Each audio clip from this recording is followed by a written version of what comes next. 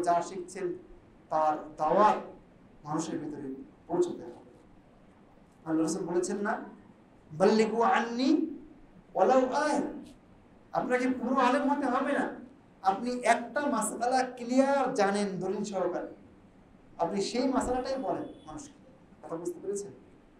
দাওয়াতি কাজ প্রত্যেককেই করতে হবে, প্রত্যেকটা মানুষকেই করতে হবে, বিশেষভাবে আলেমদেরকে, বিশেষভাবে যারা আপনারা জ্ঞান শিখতে এসেছেন, যারা মাদ্রাসায় ভর্তি পড়ছে, তাদেরকে এই দায়িত্ব নিয়েই মাঠে নামতে হবে যে যা শিখছি আমল করার পাশাপাশি আমাকে অবশ্যই সমাজে সেটা পৌঁছাতে হবে। আল্লাহ বলেছেন, ওয়াল তাকুম মিনকুম উম্মাতুন ইয়াদউনা ইলাল খায়র ইয়া'মুরুনা বিল মা'রুফ ওয়া ইয়ানহাউনা আনিল মুনকার ওয়া উলাইকা হুমুল মুফলিহুন।